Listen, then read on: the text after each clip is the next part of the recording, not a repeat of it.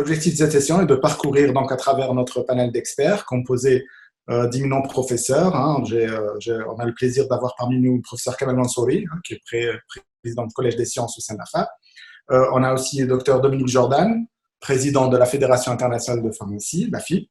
On a le professeur Jean-Luc Carousseau, professeur d'hématologie, ancien président de la Haute Autorité de Santé. Et on a aussi parmi nous le professeur Msbah, professeur d'infectiologie et président de la Société algérienne d'infectiologie. On a pour modérateur Dr Touahria, qui est le président du Conseil national de l'Ordre des pharmaciens. Donc, sans plus attendre, je vais lui donner la parole pour qu'il puisse introduire notre premier orateur, en l'occurrence professeur Kamal Mansouri, pour sa première présentation. À vous la parole, Dr Touahria. Merci Yacine. Bonsoir tout le monde. Donc voilà, je tiens à présenter les excuses de monsieur le ministre délégué à l'industrie pharmaceutique, qui fait aussi partie du conseil scientifique qui a été installé il y a quelques jours. Je salue professeur Msbah Ismail qui est avec nous dans ce conseil scientifique. Donc monsieur Belmahmed tout à l'heure avait dit qu'il ne pourra pas prendre malheureusement. Il se peut qu'il nous rejoigne plus tard, mais voilà, il s'excuse de son indisponibilité pour prendre part à ce webinaire qui, j'espère, nous serons là tous avec tous les experts présents ici, apporter quelque chose, apporter une réponse du moins à cette pandémie de coronavirus qui a envahi le monde entier. Voilà, sans plus tarder, donc nous, au niveau du conseil scientifique installé, nous travaillons tous les jours, n'est-ce pas, professeur Msbah? Donc, tous les jours, nous nous réunissons. Nous avons fait des recommandations et voilà, on en parlera si vous voulez durant les débats. Je vous remercie. À vous la parole, professeur Mansouri. Bonsoir à tous, bonsoir chers invités, bonsoir chers modérateurs. C'est un plaisir de prendre part à ce webinaire pour essayer de discuter, de débattre de la question de cette prise en charge thérapeutique du Covid-19. Donc cette pandémie qui quand même s'annonce assez grave et assez, de propagation assez intense et assez rapide, je souhaite la bienvenue à tous les intervenants, notamment nos invités, les fidèles de la FAP. Merci d'être fidèles et de participer avec nous. Donc, je voudrais vous présenter d'abord juste un aperçu sur l'état des lieux concernant principalement un petit peu d'épidémio, un petit peu de pathologie. Oui, ça sera très rapide, mais on va discuter beaucoup plus de cette prise en charge thérapeutique. Donc, cette prise en charge, j'ai été préparée avec les collègues de la pharmacologie. C'est pour justement essayer de donner un aperçu sur cette pandémie. Pour commencer, juste à titre de rappel, le coronavirus est un virus encapsulé. Sa famille, c'est le coronavirinés. Il descend du SRAS, coronavirus du Moyen-Orient. Et enfin, maintenant, on assiste donc à un virus, Covid-19, qui sévit encore en 2020. On sait tous que toutes les mesures hygiéno-diététiques et les antiseptiques sont efficaces, donc ils sont très utilisés pour lutter contre la contagion. Et on sait aussi que l'évolution gravissime de cette infection, qui se termine par une fibrose pulmonaire et qui est généralement fatale. Heureusement que le pourcentage, des patients qui évoluent vers cet état gravissime ne représente pas beaucoup relativement, mais si on comparait ça aux épidémies des grippes, on se rend compte quand même qu'il atteint beaucoup plus de personnes. Parce que tout simplement, et on a ici l'estimation de l'indice de propagation de ce virus qui est quand même assez élevé. Parmi donc si on veut parler de ces tranches de patients qui sont atteints, on se retrouve quand même à 5% qui atteignent un état très grave, 15% sévère, 80% modéré et asymptomatique reste inconnu parce que là aussi, il y a un autre challenge, un autre défi qui est le dépistage.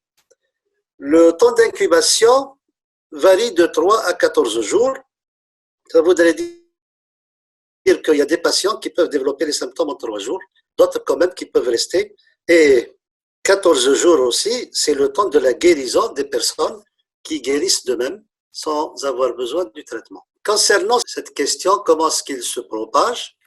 C'est comme tous les virus, donc il adhère aux surfaces. Plusieurs recommandations ont été émises. Donc, par exemple, sur le PVC, il peut rester jusqu'à 6 heures. Sur le fer, il peut rester un peu moins. Enfin, il y a beaucoup de détails. Et là, donc, ce qui oriente vers des mesures hygiéno-diététiques très importantes à prendre en considération pour, si on voulait, donc on venait à éviter la propagation du virus. Comment on évalue donc le traitement du virus? Eh bien, c'est à travers un certain nombre de publications qui sont maintenant assez nombreuses, et les publications qui sont donc qu'on retrouve dans la presse indexée parlent d'abord les activités in vitro de certains médicaments vis-à-vis de ce virus, et on va même jusqu'à des essais cliniques préliminaires, sachant que plusieurs essais cliniques ont été lancés et on attend impatiemment les résultats. Le 8 mars 2020, donc avec cette publication qu'on voit afficher ici, on confirme quand même cette incubation de 7 jours, ou qui peut y aller jusqu'à 2 semaines, et on confirme aussi que cette puissance de contagion qui est de 2,2, qui reste quand même importante, au cas où chaque individu qui porte le virus pourrait contaminer plus de 2,2 personnes. Comment on prend en charge thérapeutiquement cette pandémie? Eh bien, les objectifs principaux sont d'accélérer la guérison des personnes malades afin de diminuer la durée de portage du virus, et de ce fait, on pourrait donc limiter la contagion. Étant donné l'absence de médicaments spécifiques pour le Covid-19, plusieurs auteurs donc, se sont mis sur des pistes de recherche, et la piste qu'on a trouvée la plus accessible pour le moment, c'est le repositionnement médicamenteux, et c'est le cas un petit peu de ces antipaludéas qui ont fait l'objet de plusieurs essais et qu'on est arrivé donc à les repositionner dans des essais cliniques dont les résultats sont encore préliminaires. Selon l'OMS, qui a donné des recommandations sur la classification des différentes symptomatologies liées à cette infection, donc on va de la légère jusqu'à la critique, et on vient de décrire que ça peut aboutir jusqu'à la fibrose pulmonaire qui provoque le décès. Et pour les caractéristiques de l'évaluation, toujours, selon l'OMS aussi, elle a publié un document résumant les lignes directrices pour la prise en charge. Dans ce document, on parlait d'une prise en charge thérapeutique qui est principalement liée à la prise en charge des cas de réanimation et en tenant compte de la contre-indication de certains médicaments qui risquent encore d'aggraver le cas de l'infection, tels que les corticostéroïdes qui restent inappropriés. Et aussi, quand certains médecins ont opté pour la prise ou la prescription d'antibiotiques de manière inappropriée, et on a recommandé aussi l'utilisation de l'alpha-interféron 5 millions avec l'association lopinavir-ritonavir qui ont été suggérés pour traiter, et qu'on a vu ultérieurement que les essais cliniques pour cette association des deux antirétroviraux n'avaient pas de résultats probants. Toujours pour le traitement selon l'OMS, et là on parle un petit peu de ces mécanismes d'action de ces médicaments avec d'autres thérapies qui ont été suggérées, telles que le remdesivir, qui a été utilisé dans le traitement de la pandémie d'Ebola. Il reste quand même une piste sérieuse pour développer un antiviral anti-Covid-19. Et là, je vous présente un consensus d'experts qui exercent donc en Chine, qui ont proposé un protocole par le phosphate basé sur le phosphate de chloroquine. Et c'est une publication très récente. Et là, on parle que de l'efficacité de ce produit, on parle d'une activité in vitro et on parle aussi d'une activité in vivo à raison de 500 mg à raison de 2 fois pendant 10 jours. et il recommande ce protocole pour la prise en charge des patients atteints donc de Covid-19. Et si on va développer un petit peu cela, cette chloroquine, donc, qui est connue depuis 1944, a été utilisée principalement dans les maladies auto-immunes, dans le lupus, dans la polyarthrite rhumatoïde, et donc depuis, elle est connue, elle est toujours utilisée.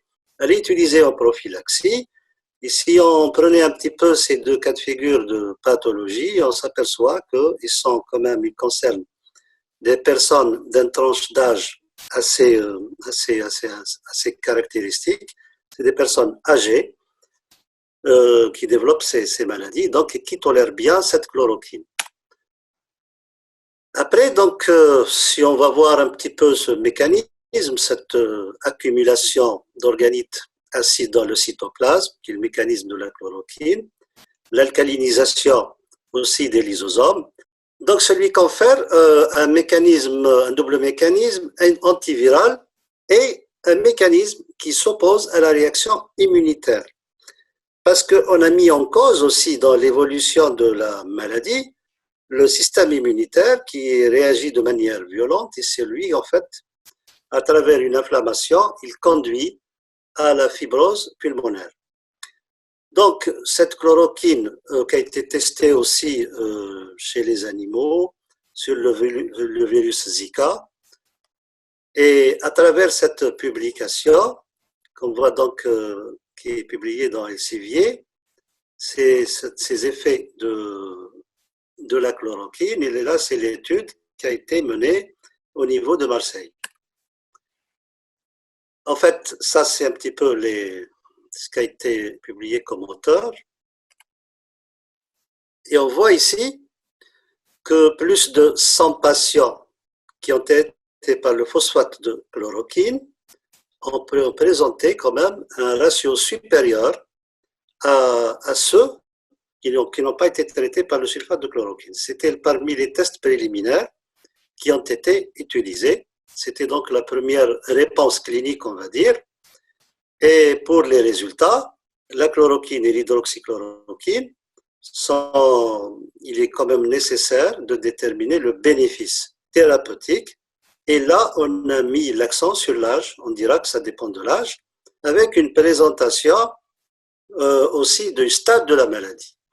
Et du coup, donc, ce qui se dégage un petit peu ici dans la conclusion, pour traiter donc le Covid-2, il doit être examiné avec attention et parce qu'il y a quand même un effet qui est là qu'on devrait considérer dans les essais cliniques à venir. Et c'est un rapport donc d'experts chinois qui ont mené un essai préliminaire à leur niveau.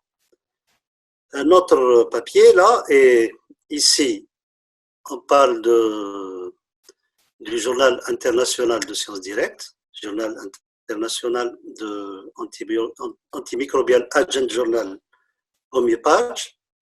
Il parle aussi de la chloroquine et toujours l'essai mené à Marseille. Et on parle ici d'une concentration efficace 50 qui tourne autour de 1,1 et on va aussi à déduire la posologie ici qui est supérieure à 600 mg par jour parce que tout simplement ce produit est suffisamment toléré. Donc il est difficile de trouver un produit aussi bien toléré que la chloroquine puisque ce produit-là est très vieux, connu, et on connaît son RCP, on connaît ses effets secondaires et on connaît aussi sa tolérance. C'est pour ça que cette piste a été privilégiée, je vais dire, pour les études qui ont suivi. Et on a démontré qu'elle inhibe la réplication du virus aussi par plusieurs études. Et là, on est parti sur un autre produit qui est le remdesivir, l'anti-Ebola, et la chloroquine, comme résumé, ça veut dire que ces produits peuvent inhiber efficacement le Covid-19.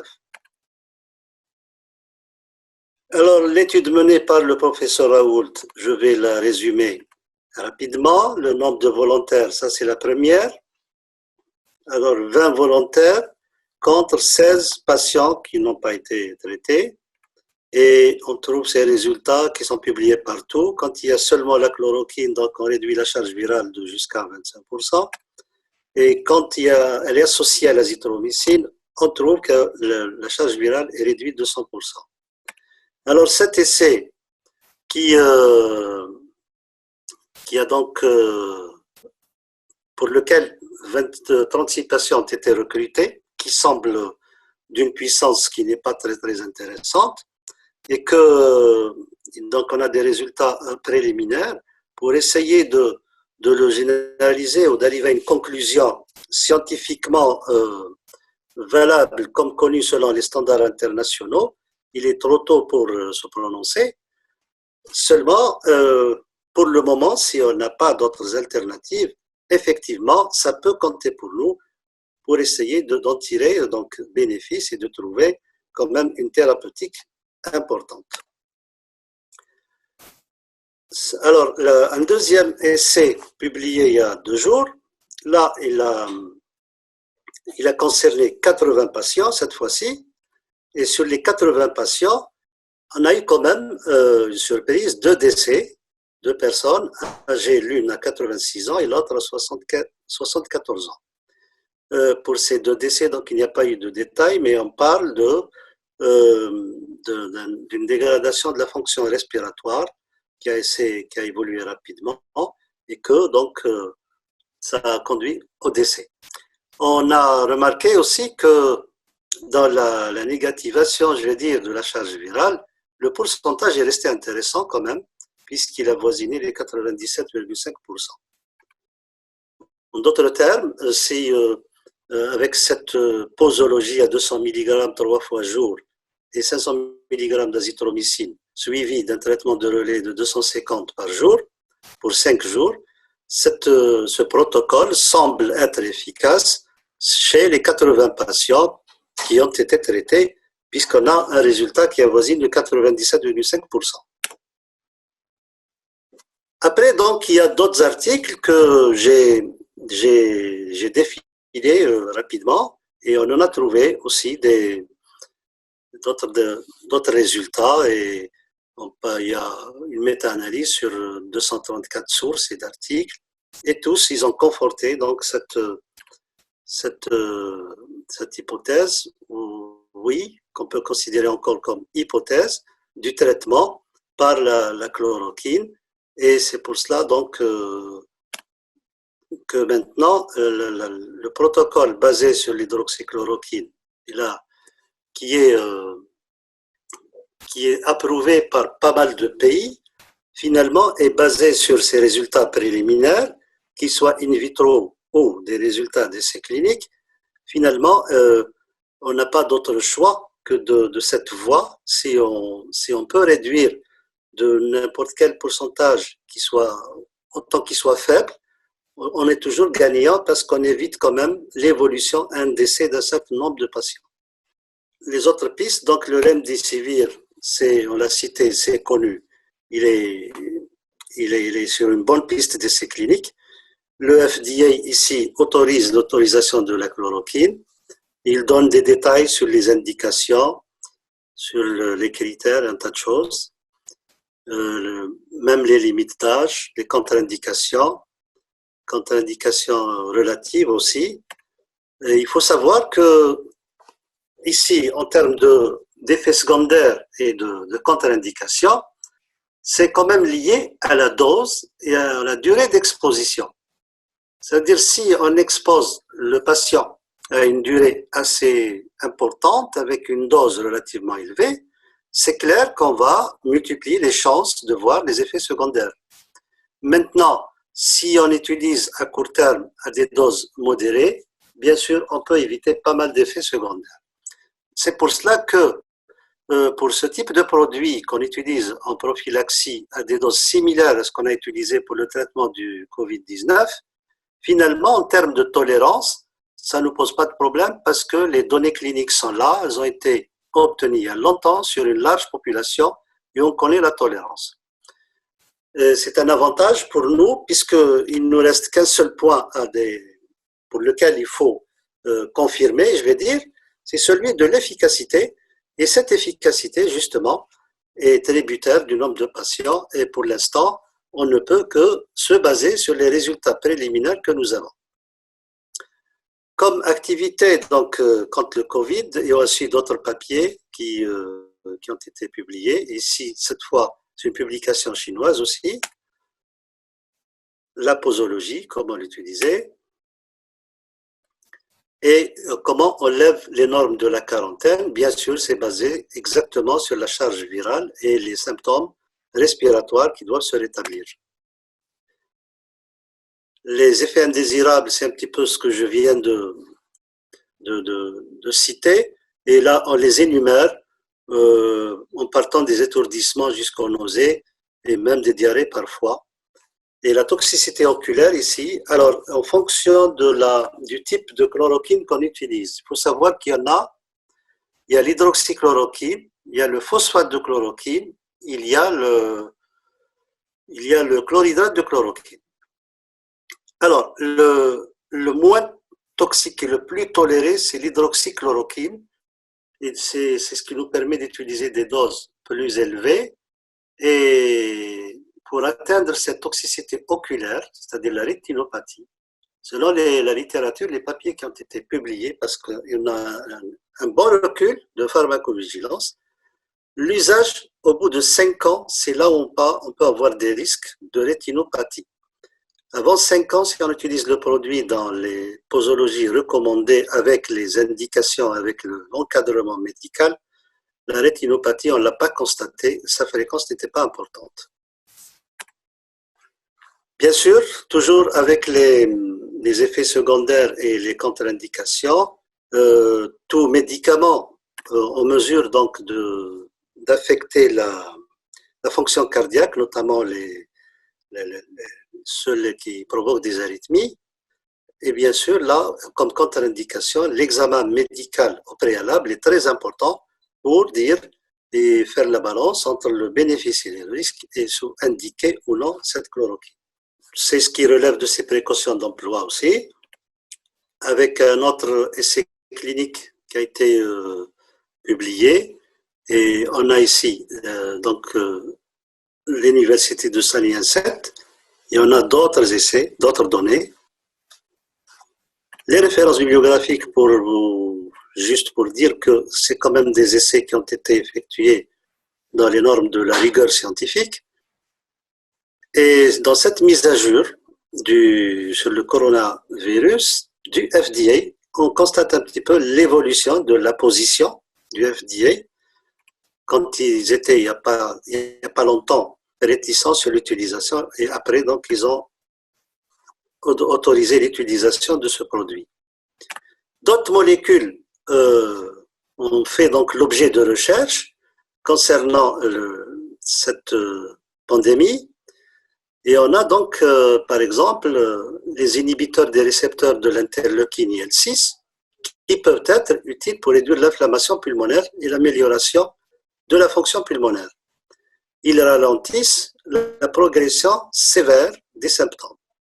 Il y a aussi un autre essai clinique qui a été lancé, randomisé sur le sarilumab, un anticorps dirigé contre le récepteur IL-6, afin d'évaluer si la modification de la réponse inflammatoire par ce traitement présente des avantages pour les patients atteints de Covid-19. Il y a aussi la piste envisagée du plasma du convalescent qui aura certainement des anticorps, et pour essayer de récupérer ce plasma et traiter les personnes atteintes. Et enfin, le FDA aussi, dans un cadre de collaboration, il prend les initiatives de lancer toutes les recherches cliniques. Un autre essai ici, développé pour des vaccins à court terme, et on a eu une information, je ne sais pas si elle est plausible ou non, comme quoi l'essai clinique sur le vaccin a été lancé et on ne va pas tarder à avoir des résultats. Ça serait une bonne chose si le vaccin donc va exister. Franchement, ça ça pourrait peut-être constituer une issue pour cette pandémie. Un point à souligner, c'est que face à cette pandémie, toutes les autorités de régulation ont quand même allégé les procédures des essais cliniques pour permettre le lancement de manière rapide et de plusieurs essais cliniques à la fois. Et c'est le cas de cet essai contrôlé randomisé pour le remdesivir aux États-Unis, 250 patients. Chloroquine controversée, oui, un mot qu'il faut dire quand même. Au début du lancement de ce traitement par l'équipe de Marseille, c'est vrai que ça a été une longue discussion et liée toujours, je pense. Effectivement, il y a des résultats qui sont là, qui sont préliminaires, mais ils sont préliminaires, mais en face, on n'a pas trop le choix, puisque tout simplement, il n'y a pas d'autres traitements qui sont approuvés pour traiter le Covid-19. C'est pour cela que cette balance bénéfice-risque, sachant que le risque ici, il est déjà connu, quel que soit le bénéfice qu'on pourrait avoir, quand même, il est le bienvenu. Il y a aussi des recherches autour de l'enzyme de conversion, de l'angiotensine 2 soluble, qui fait l'objet donc d'un essai aussi, et des études in vitro ont montré que la réplication du SARS-CoV était bloquée par une forme soluble d'angiotensine 2, et là, d'antagoniste d'angiotensine 2. Et là, donc, c'est in vitro dans une lignée cellulaire, et bon, ça constitue une piste. On ne sait pas à ce que ça va aboutir, et pourquoi pas, s'il y a quand même des essais qui sont menés et qui seront probants, peut-être ça sera un traitement aussi, une alternative par rapport à tous ces produits qu'on a. L'essai lopinavir-ritonavir, qui a été lancé selon cette référence, et avec des résultats au final qui ne sont pas probants, et ils restent quand même recommandés par l'OMS parce qu'ils sont pratiquement à 50% par rapport au groupe témoin, et ça serait donc des traitements généralement utilisés par les autorités en deuxième ligne. Un autre essai, donc, Discoveries and Therapeutics, de la revue de la publication, c'est un essai donc sur l'interféron alpha, lopinavir, ritonavir, chloroquine, phosphate, ribavirine, arbidol, et qui ont été donc inclus dans les essais. On attend toujours des résultats. Je pense que j'ai un tableau pour cela ici. Ça, c'est toujours donc les essais menés en Chine. C'est la publication du 15 février. Voici le tableau, donc les dosages utilisés, la méthode d'administration et la durée du traitement. Tous ces produits donc sont dans le pipe, et le premier, celui qui a avancé le plus, c'est celui de la chloroquine phosphate, et avec celui de l'association lopinavir-ritonavir, mais seulement avec des résultats qui ne sont pas aussi probants que ceux de la chloroquine. Toujours Disconvig donc drugs, on a le remdesivir qui est aussi dans le pipe, et là c'est le 5 février 2020 que ça a été publié. On a des résultats quand même plus intéressants que les autres, et on espère, on s'attend à ce qu'il y ait de bons résultats pour ce produit. Voilà, je pense que je fais le tour de la question. Il y a encore d'autres publications, c'est les Coréens cette fois-ci. Ça vient de Corée, la Corée. Alors, c'est le traitement du SARS-CoV. The infected patients have developed the recommendation for the treatment of COVID-19. Et c'est aussi de la chloroquine à 500 mg, du lopinavir à 400 mg, et avec du ritonavir à 100 mg. Concernant l'interféron, c'est cette stratégie thérapeutique qui a été utilisée dans l'essai clinique.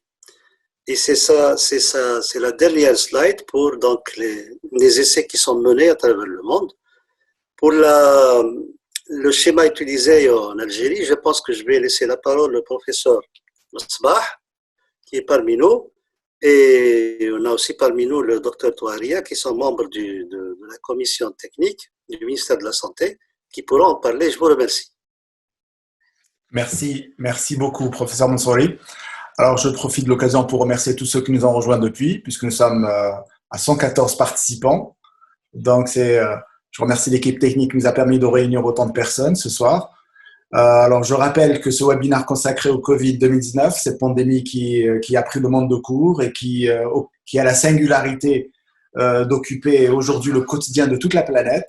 C'est pourquoi nous avions consacré un premier webinaire dans lequel nous étions plutôt consacrés sur l'épidémiologie de cette pathologie et aussi quels étaient les moyens pour stopper la progression fulgurante de cette pathologie. Nous avions eu lors de ce premier webinaire la participation de deux pneumologues, un pneumologue de Huiba et le pneumologue de Lyon, qui nous avaient donné leur expérience respective. Donc ce soir, c'est plutôt l'aspect thérapeutique qui sera l'objet de notre discussion. Donc on a un panel composé de professeur Rousseau, de Dominique Jordan, président de la FIP, de professeur Smaïl Msbah, président de la Société algérienne d'infectiologie.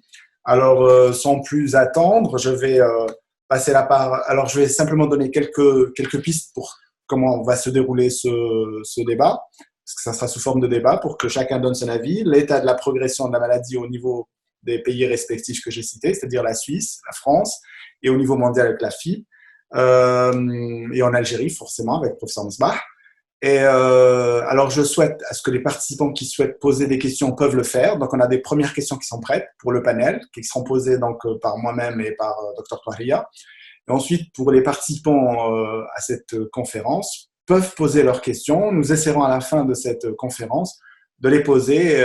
J'espère qu'on aura l'occasion d'y répondre. On va essayer de faire court parce qu'il faut qu'on essaye de finir à 20h30, pas trop déborder sur les emplois du temps respectifs de chacun. Alors, sans plus attendre, je passe la parole au docteur Touaria. Merci, Yassine. Merci, professeur Mansouri, pour cette brillante communication. Donc, sans plus tarder, je vais faire un petit tour, une question, la première question que je vais poser donc, aux membres du panel.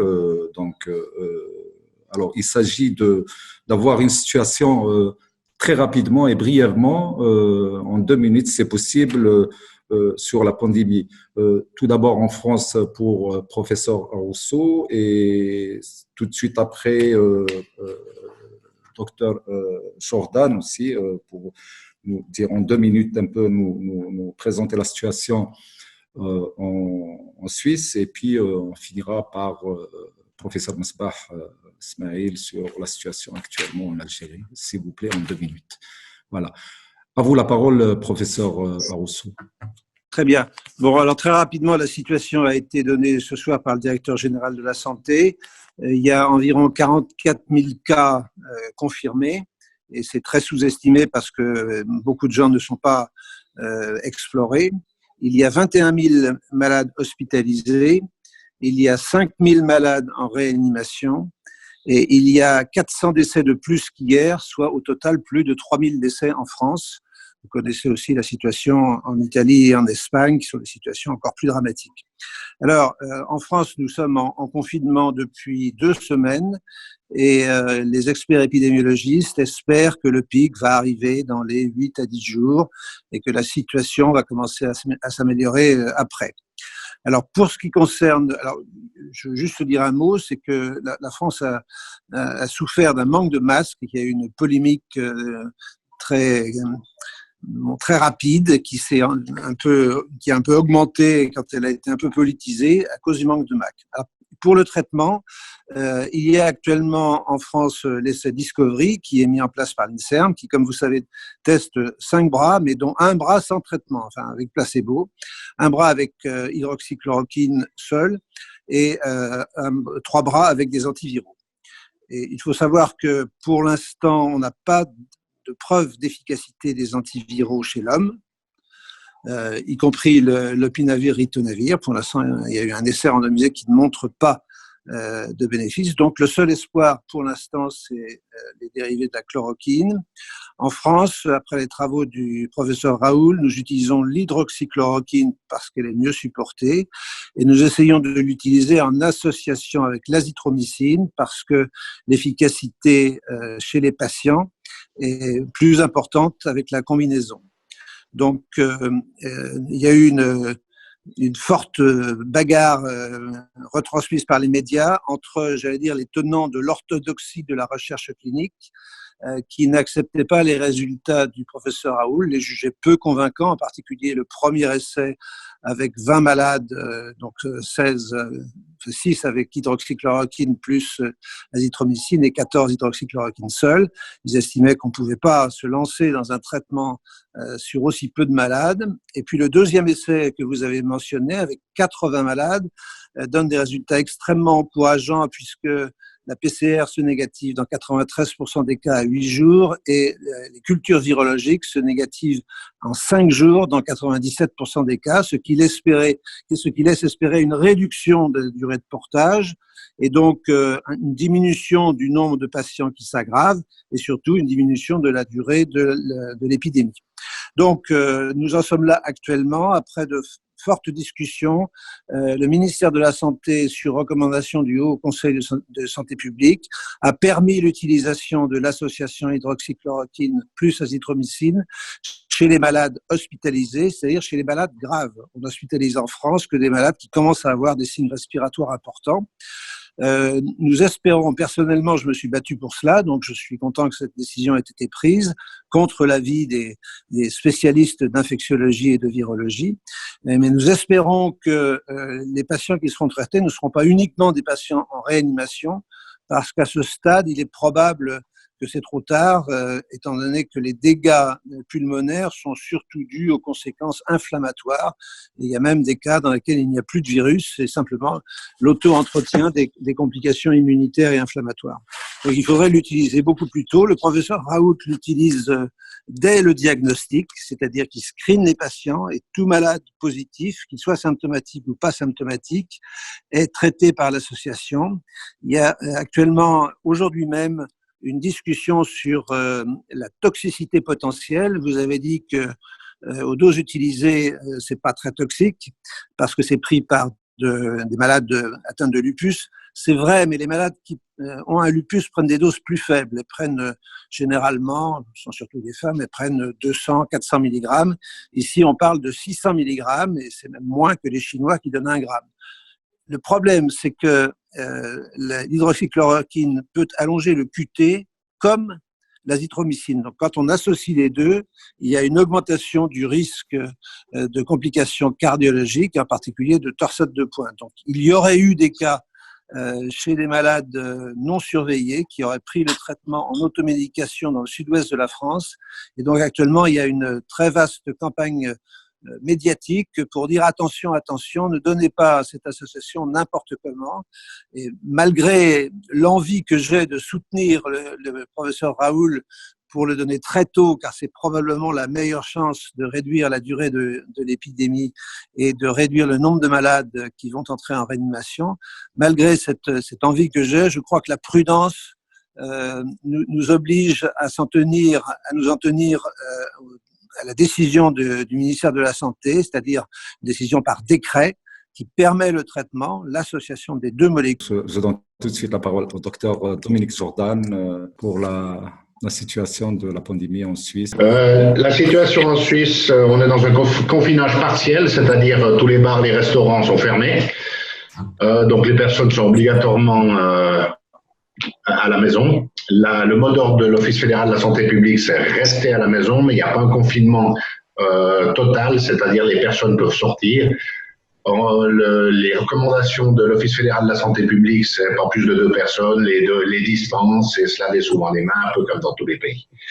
La situation en Suisse est relativement importante au niveau du nombre de personnes qui sont testées et touchées, parce que vous savez qu'on a une proximité avec l'Italie, il y avait beaucoup de saisonniers qui venaient travailler en Suisse, donc il y a un brassage de population qui a fait que par le Tessin, le canton du Tessin, le Covid-19 est rentré en Suisse et a particulièrement touché les cantons latins, c'est-à-dire les cantons qui parlent le français et l'italien.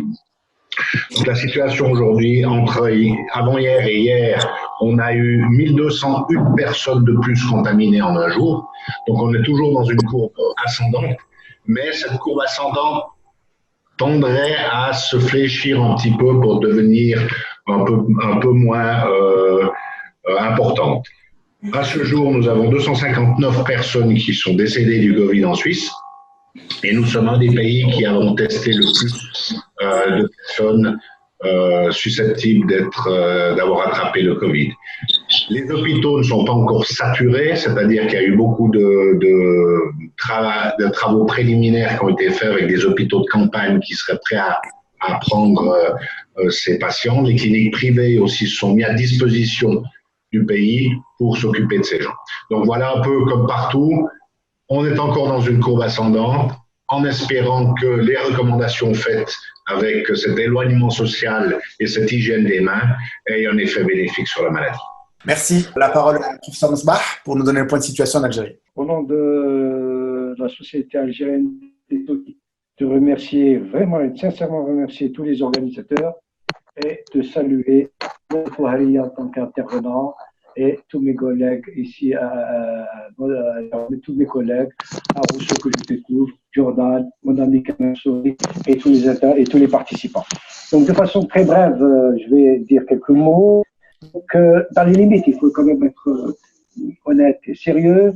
Dans les limites de capacité diagnostique actuellement en Algérie, d'ailleurs fortement limitée, mondiale, des kits et des tests diagnostiques. Dans le cadre également de la stratégie qui est actuellement et qui en a découlé du fait de se limite en termes de disponibilité des moyens de diagnostic, qui se limite en Algérie essentiellement aux cas symptomatiques, le nombre de cas entre l'apparition du premier cas qui a été détecté le 24 février et aujourd'hui s'élève à 520 cas avec 35 décès. Et à la limite, ce n'est pas tant le nombre qui est représentatif pour nous, c'est surtout cette ascension pratiquement exponentielle que nous observons. Nous avons mis presque un mois pour atteindre le cap des 100 cas. Ce cap des 100 cas a été atteint et en l'espace d'une dizaine de jours, tous les 2 jours, nous avons une augmentation pratiquement tous les 2-3 jours de 100 cas supplémentaires. Vous êtes dans une situation d'augmentation exponentielle dans les limites de nos capacités diagnostiques. Bien entendu, nous ne faisons pas encore en recherche des cas symptomatiques. Et c'est toute la réflexion actuelle du comité scientifique, c'est de maintenant de nous ouvrir sur une stratégie de dépistage active et on aura. Deuxième élément que je voulais partager autour de l'approche qui a été faite en Algérie, ça a été de combiner à la fois la prévention, deuxièmement d'intégrer le confinement, et bien entendu, d'offrir une charge rapide, mais effectivement qui soit efficace. Et là, d'emblée, je vais dire un mot. Nous avons beaucoup discuté avec l'ensemble de nos experts sur la problématique des traitements à offrir. Les discussions étaient difficiles. Le choix a été difficile. Mais nous n'avons pas voulu qu'il soit un sujet polémique. Et c'est pour ça que d'emblée, nous avions tranché pour l'option effectivement qui consistait à offrir ce qui semblait être un élément qui a été effectivement apporté dans les expériences chinoises, dans l'expérience française et dans lequel beaucoup de pays se sont investis sur ce traitement, c'est bien entendu le traitement à la chloroquine, avec la chloroquine ou l'hydroxychloroquine. Pour cela, la question a été rapidement tranchée. C'est vrai que nous avons été graduels dans notre approche. Dans un premier temps, nous l'avons effectivement envisagé pour les formes si le sujet est à risque, pour les formes si le sujet est compliqué et pour les formes sévères. Et puis depuis maintenant, aujourd'hui, nous l'avons élargi à l'ensemble des cas bénins, qui soient symptomatiques et asymptomatiques, mais dans un cadre qui se veut que la prescription se fasse en milieu hospitalier, une prescription qui soit prescrite par les services qui prennent en charge les Covid-19 et par prescription qui tient compte, bien entendu, des contre-indications et qui insiste et qui sur la nécessité d'une surveillance de ces patients-là. Voilà ce que je voulais dire en termes d'introduction et par rapport à ce point. Je pense que le débat va nous permettre de nous étaler davantage sur ces points. Merci, professeur Mosbah.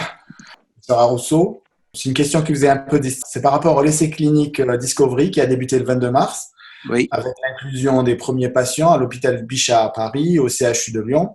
À terme, 800 patients doivent être inclus en France et 3200, voilà, 3200 en Europe, oui. Belgique, Hollande, Allemagne, Espagne, Luxembourg, probablement au Royaume-Uni. Alors, je voulais savoir ce qu'il était éthique dans la situation mondiale actuelle. Est-il acceptable qu'une partie de la population soit mise dans un bras sans traitement? Si ce dernier fait ses preuves sur le long terme à situation exceptionnelle, des mesures exceptionnelles, est-ce que vous pensez qu'il pourrait y avoir des switches et des retours Donc, je voulais avoir votre avis d'un point de vue éthique, sachant que le comité d'éthique a vraiment levé, j'allais dire, plein de freins à titre exceptionnel, on l'a compris. C'est par rapport à l'urgence de démarrer au plus vite ces essais. Donc, je voulais avoir votre avis par rapport à ça et quelles étaient les polémiques qui étaient en cours, qui étaient liées donc à ces essais. Merci à vous. Ok, donc je vous remercie de m'avoir posé cette question parce que, en tant qu'ancien président de la Haute Autorité de Santé, j'ai été amené à m'exprimer sur ce sujet, y compris dans les médias. Quel est le problème? Le problème est que lorsqu'on évalue un médicament ou une stratégie thérapeutique, on passe par des règles de la recherche clinique et très généralement, on arrive à un essai randomisé contre le traitement standard ou, en l'absence de traitement, contre placebo. Et j'ai considéré, en tant qu'ancien président de la Haute Autorité de Santé, qu'on n'avait pas le temps d'attendre les résultats d'une telle recherche. On est en temps de guerre, on a une vague énorme qui est en train de submerger beaucoup de pays, mais en particulier la France, et on ne peut pas attendre les résultats de l'étude Discovery qui vont arriver dans 4, 5 ou 6 semaines. Je vous ai dit qu'on a 400 morts par jour en France, donc c'est pas possible. Et si à la fin de cette étude, on nous dit que le seul traitement qui donnait des espoirs à cause des résultats du docteur Raoult se confirme comme étant le meilleur, que diront les familles des patients décédés pendant cette période? Donc moi, j'ai poussé pour qu'on ne suive pas les règles de la recherche clinique et qu'on parte directement sur cet espoir que constitue l'association hydroxychloroquine-azithromycine. Vous me posez la question de l'éthique de l'essai Discovery. Je vais vous répondre. Vous savez, je suis hématologue, donc je suis pas virologue, je suis pas infectiologue, donc je connais pas vraiment les coronavirus, mais dans ma discipline, on prend en charge, comme vous savez, des maladies mortelles graves. Et j'ai fait ça pendant 40 ans de ma vie. Et pendant 40 ans de ma vie, quand on avait quelque chose qui nous semblait pouvoir apporter un espoir pour les patients qui autrement n'auraient pas eu de solution thérapeutique, on fonçait. C'est ce qu'on a fait avec la greffe de moelle osseuse dans les années 80.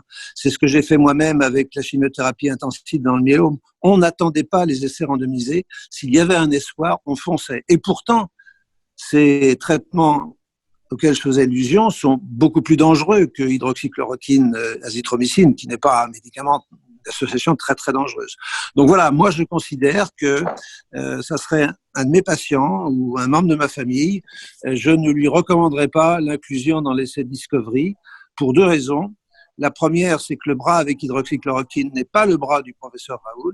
Et la deuxième, c'est qu'il y a un bras sans traitement qui me semble être une perte de chance. Je suis pas certain que le bras avec le pinavir, ritofavir soit vraiment très éthique non plus, parce qu'on sait que c'est pas efficace. Mais en tout cas, je trouve qu'on perd du temps et on fait perdre des chances aux malades en n'allant pas directement sur hydroxychloroquine, azithromycine.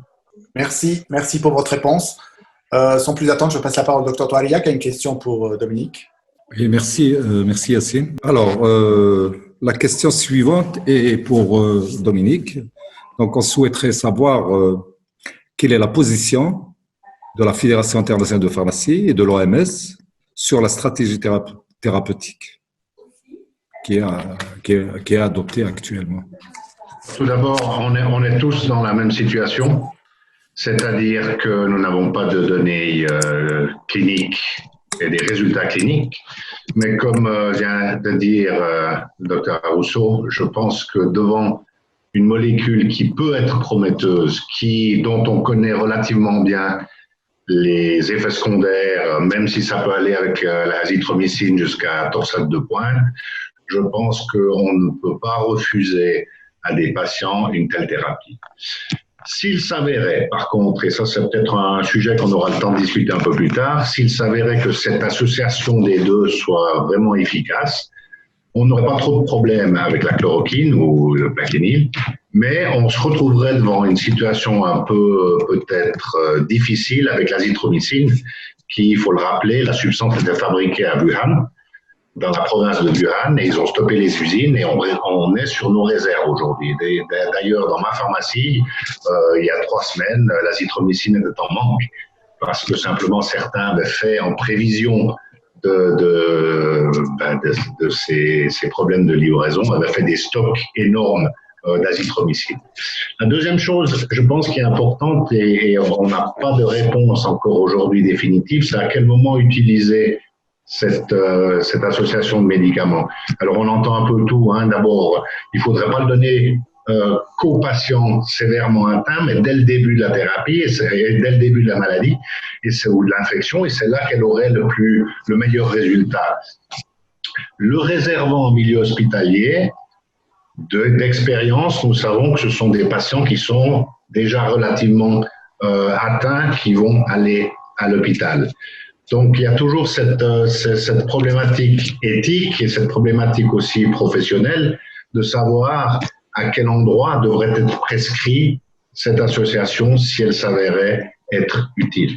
Et j'espère que les études cliniques qui nous donneront des renseignements sur le moment opportun pour donner cette association pour avoir le plus grand succès de la thérapie. Et voilà un peu où on en est aujourd'hui. On attend pas mal de résultats avec des molécules ou des associations qui sont en cours d'évaluation.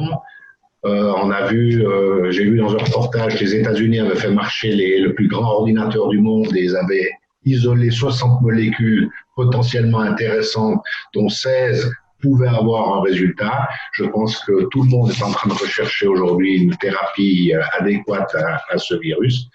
Et surtout, tous les espoirs se font quand même sur le vaccin. En conclusion, je dirais que si on a une petite chance d'avoir un résultat positif avec une thérapie, je ne crois pas que éthiquement, il soit possible de la refuser à des patients. Si je comprends bien, il n'y a pas véritablement consensus. Alors, s'il y a Kamel Mansouri qui souhaite faire un... Oui? Tout à fait d'accord et aligné avec ce qu'il vient de dire avec nos amis Rousseau et Jordan. Effectivement, devant une telle situation, si on va s'en tenir aux standards de la recherche clinique, on va léser des patients au risque même de décès. Et effectivement, laisser une personne décédée sans traitement, c'est anti-éthique.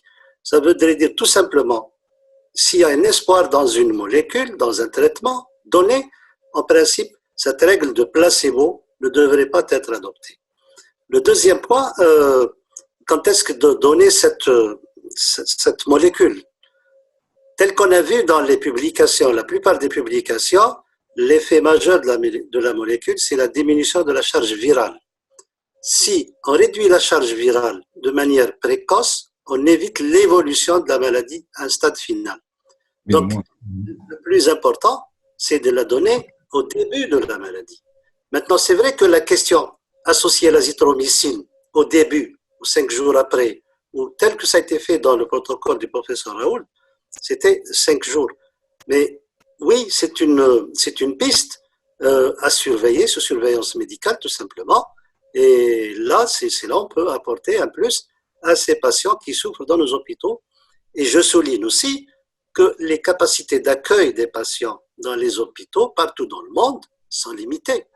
Quand on parle de milliers de personnes atteintes et de milliers de personnes qui évoluent vers le stade final à la réanimation, il faut savoir qu'actuellement, il y a une crise de respirateurs, il y a une crise du matériel de réanimation, auquel cas, il est très difficile de prendre en charge. Donc, il est très important, à mon avis, et c'est ce qui a été fait, je pense, par notre comité d'experts, de commencer le traitement très tôt et pourquoi pas envisager une chimioprophylaxie encadrée par la prescription médicale. Et ça permettrait probablement de contenir cette pandémie et d'éviter la contagion qui explose actuellement. Bien sûr, tenant compte des contre-indications de ces molécules et considérer ces problèmes liés aux cardiomyopathies, ces problèmes liés à la rétinopathie, quoique ça ne s'est pas vraiment prononcé, et une surveillance médicale avec des praticiens s'impose. Voilà, merci. Si je peux intervenir juste une minute pour dire que je partage ce qui vient d'être dit. Justement, non seulement je vais vous demander de partager votre avis, et en même temps, j'ai envie de vous demander donc, quel serait pour vous le moment le plus opportun pour démarrer cette prescription. Donc, quel est pour vous le meilleur moment pour enclencher ce traitement? Et aussi par rapport au bras ou placebo, le fameux bras placebo qui est un peu fait un peu polémique, n'est-ce pas peut-être lié justement au fait que très souvent la maladie évolue spontanément vers la guérison? Donc, c'est pour, si vous voulez, valider ce bras d'évolution naturelle vers la guérison, qu'on a laissé un bras placebo. Donc, je veux, à votre avis, un débat de méthodologiste par rapport à la méthodologie qui a été choisie. Je vous laisse. Alors, je réponds tout de suite à la dernière question.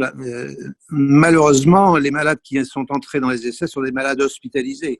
Donc, ce ne sont pas des malades asymptomatiques. Et donc, je crois que des malades hospitalisés, ne rien leur donner, alors qu'on sait que l'hydroxychloroquine peut réduire la durée de portage très rapidement. Ça commence très vite. Ça commence dès le premier jour de traitement. Et il y a quand même 95 à 97% des malades qui n'ont plus de virus à 8 jours. Donc, je trouve que c'est pas bien. Alors, après, la vraie question, si on considère que cette association est efficace, et j'espère que le docteur Raoul, qui a traité plus de 800 malades maintenant, apportera une actualisation qui confirmera l'efficacité de cette association qu'il défend.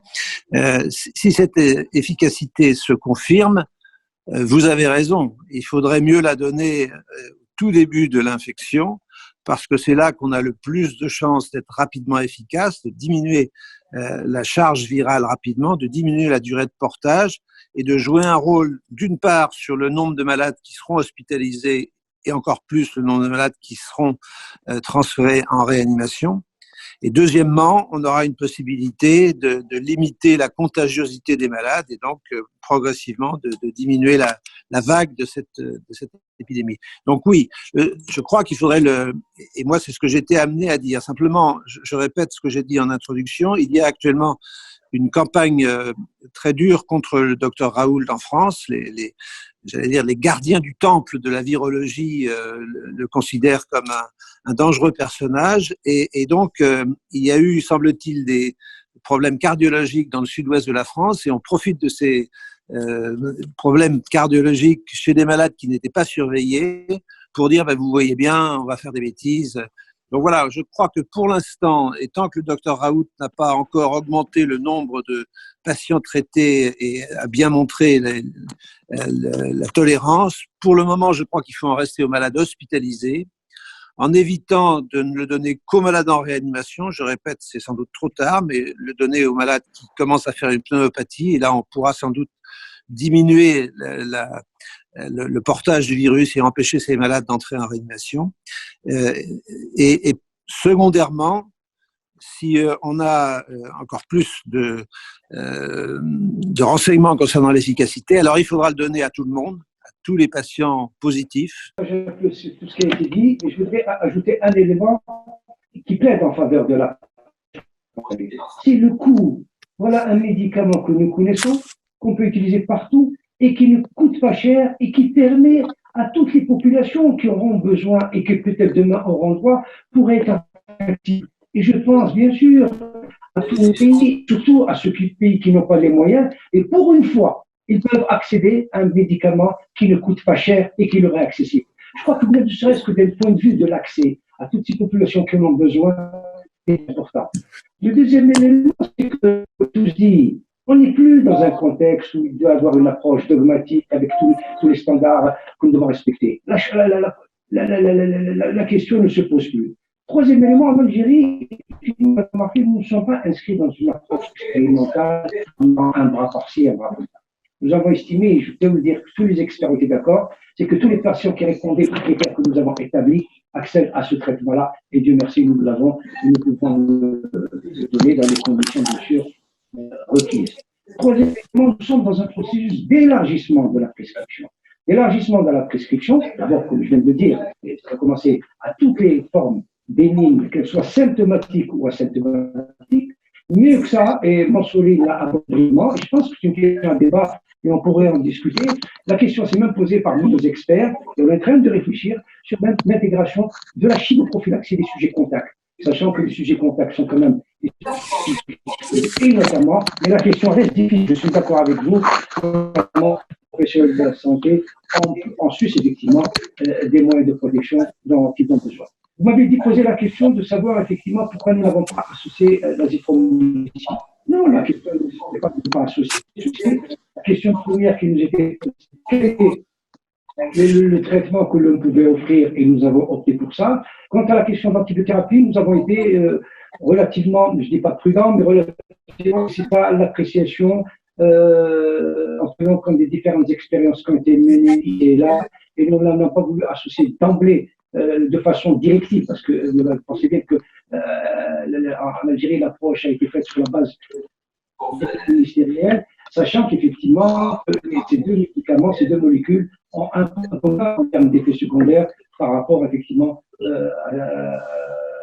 aux conséquences sur le segment cuté. Et voilà pourquoi nous étions relativement prudents, mais étudiants dans telle structure, ce protocole peut être envisagé. Je voudrais avoir l'avis des collègues sur la question de la chimoprophylaxie qui a été envisagée et qui est très intéressante tout au moins de discuter de cette phase-là. Je peux dire un mot là-dessus, oui, parce que, alors malheureusement, je ne peux pas apporter la réponse, mais j'ai posé la question aux conseillers des ministres pour savoir ce qu'il en est des personnes qui ont un lupus et qui prennent du plaquenil. Est-ce qu'elles sont infectées ou est-ce qu'elles ne sont pas infectées par le virus? Autrement dit, est-ce que le plaquenil peut jouer un rôle de prophylaxie? Alors, l'étude est en cours. Il faut une étude rétrospective, mais je n'ai pas encore les résultats.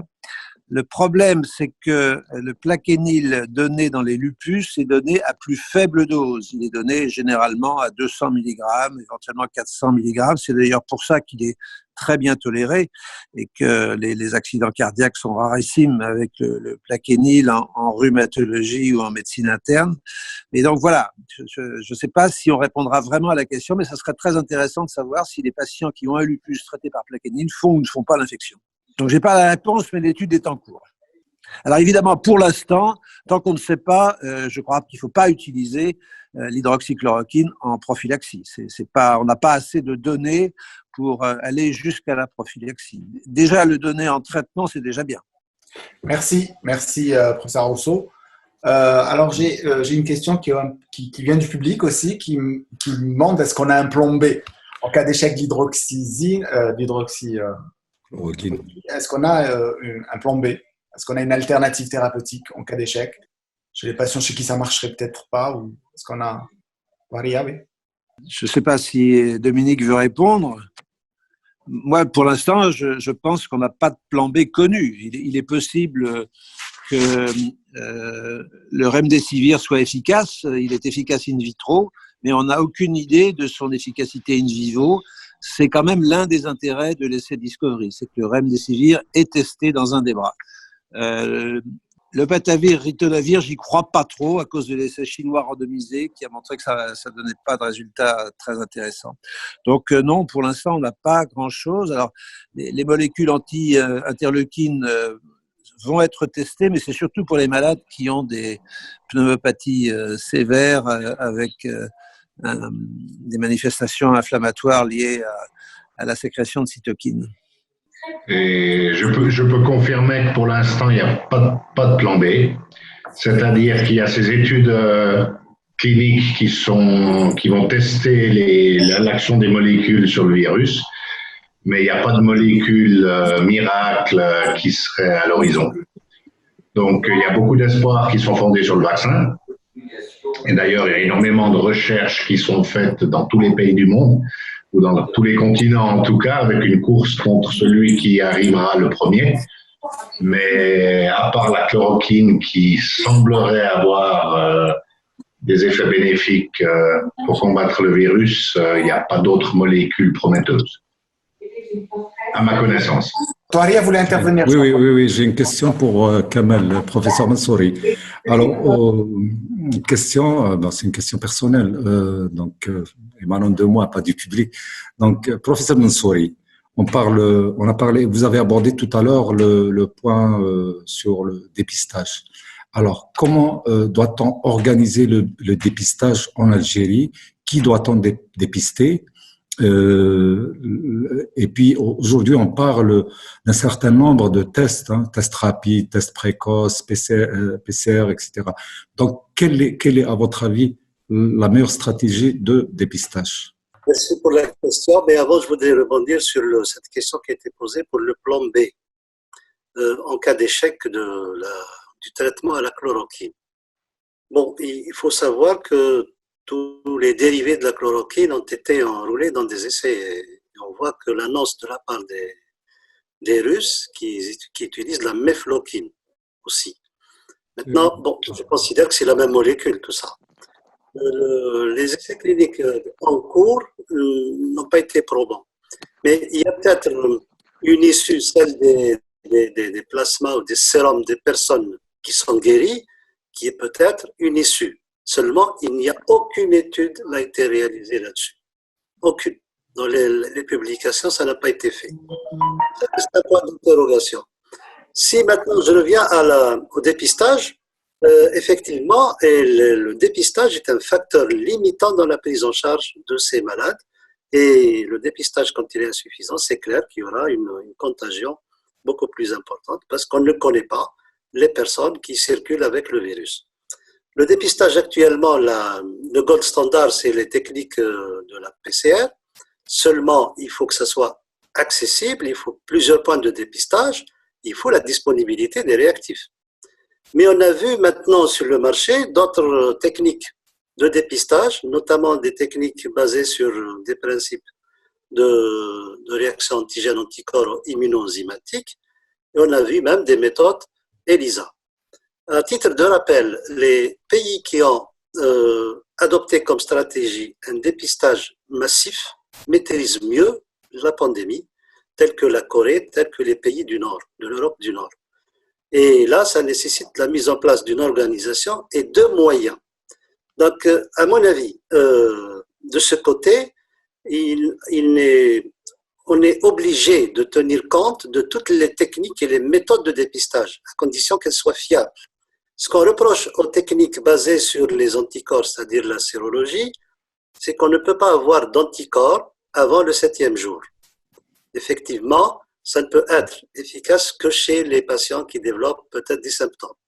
La question qui se pose, est-ce que la personne asymptomatique va développer de la même vitesse des anticorps? Et c'est à ce niveau-là que peut-être on pourrait jouer. Mais maintenant, c'est des étapes. La première étape, c'est de pouvoir donner un résultat dans les meilleurs délais, c'est-à-dire dans l'urgence qui suit, pour pouvoir faire un bon tri au niveau des hôpitaux. Ça, c'est le premier point.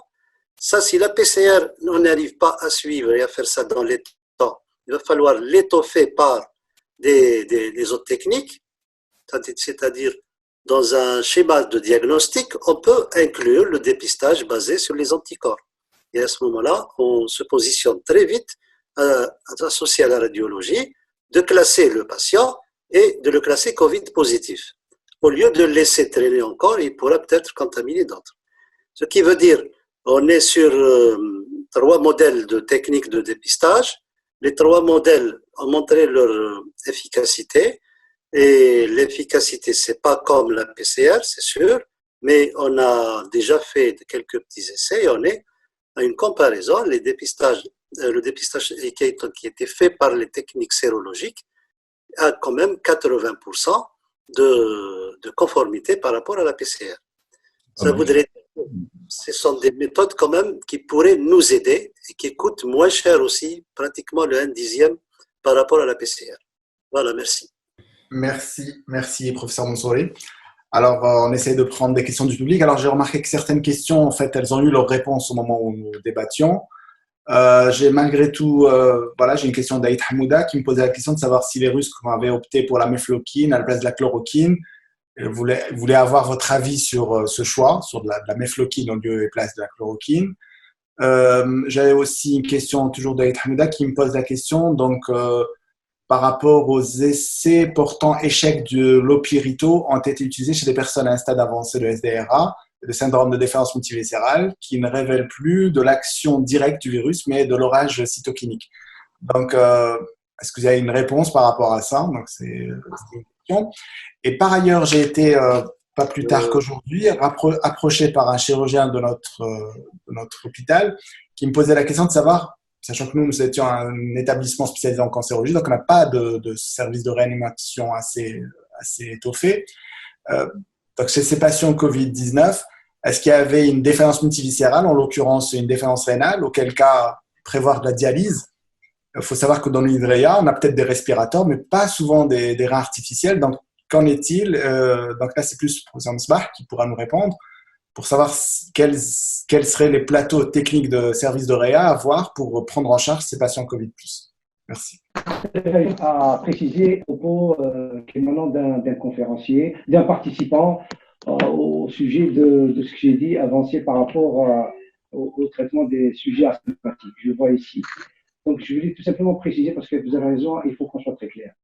Je dis que les données que nous avons en Algérie sont limitées dès lors qu'il y a une tension sur le test diagnostique et qu'actuellement, le diagnostic n'est fait que chez le sujet symptomatique. Quand j'ai parlé des traitements au cas bénin, j'ai dit effectivement symptomatique et asymptomatique dans une perspective de développement du diagnostic et donc du traitement. Il n'est pas question pour dire aujourd'hui, chez nous, nous avons effectivement identifié des traitements, des sujets asymptomatiques, puisque la stratégie n'a pas encore été envisagée, mais c'était très bon pour que ce soit clair et qu'on soit dans la transparence la plus absolue, et puis reconnaître chaque système de santé, ça nous revient à votre deuxième question, à ses limites. Nous avons déjà des capacités limitées en termes de moyens de réanimation. En termes de réanimation, quand l'Allemagne en a 25 000, la France a, je ne vais pas en parler, 5 000 est passé à 12 000, je crois qu'ils sont à 17 000. Vous le savez très bien que les capacités sont limitées. Et donc, à la fois déjà en termes de moyens, et c'est tout l'enjeu, effectivement, de l'approche que nous devons avoir en Algérie. Parce qu'attendre que nos patients arrivent à ce statut-là, nous serons rapidement, mais alors ce moment, rapidement dépassés, nous serons totalement dépassés. Avec des capacités qui ont été annoncées. Je n'ai pas les chiffres, je ne suis pas un officiel, pour vous dire. Et donc, c'est nous donner tous les moyens pour pouvoir effectivement faire de sorte à ce que ce flux, et je viens de le dire, c'est un flux qui augmente de plus en plus et de jour en jour. Et donc, aller vers tous les moyens que nous avons. La prévention, qui devient maintenant un impératif de plus en plus absolu et qui, dans le sens, doit être davantage élargi et de plus en plus, et qui doit être respecté et offrir effectivement cette chance que nous sommes, que nous donne le traitement hydroxychloroquine pour tous les patients atteints de Covid. Oui, docteur Touari, à vous. Oui, il y a une question pour Dominique.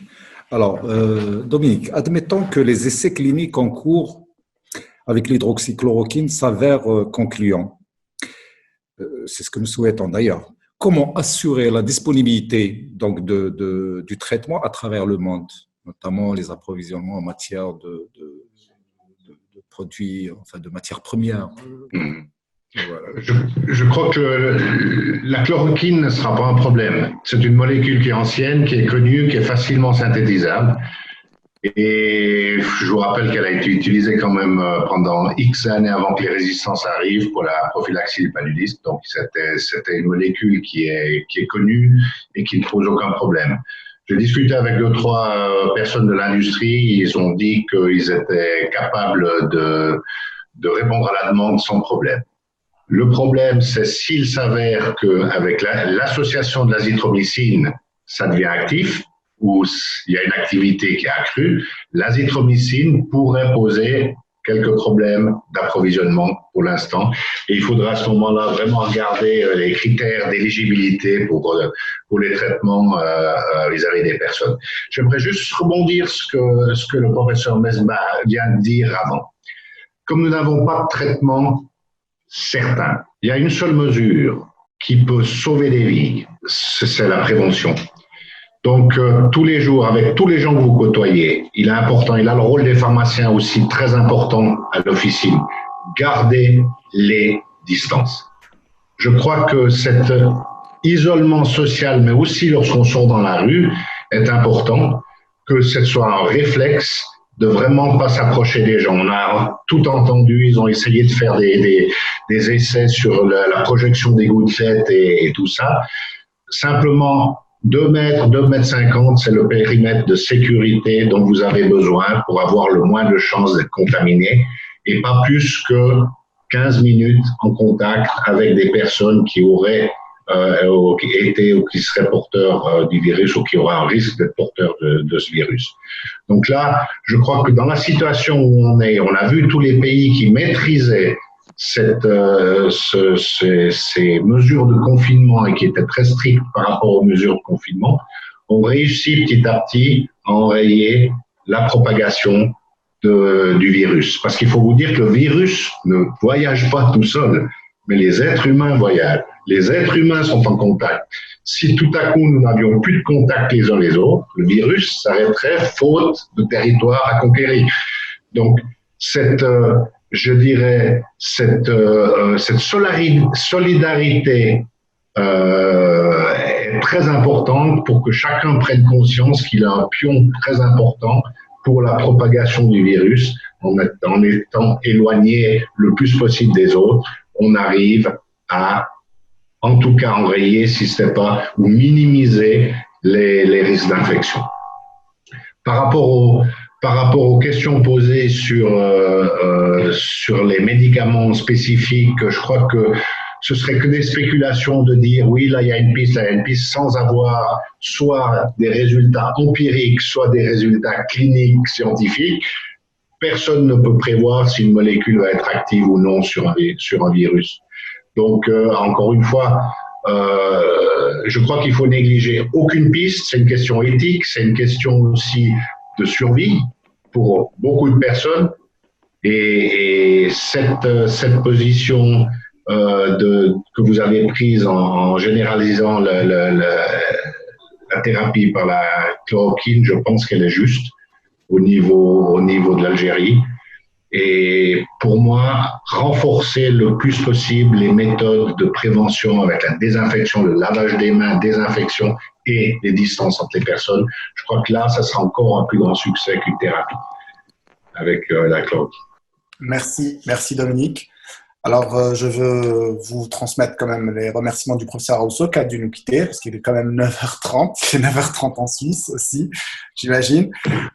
Alors, je voulais juste, parce que j'ai une collègue qui insiste, pour savoir si le fait qu'on n'associe pas l'azithromycine, on n'est pas de perte d'efficacité donc de la chloroquine seule.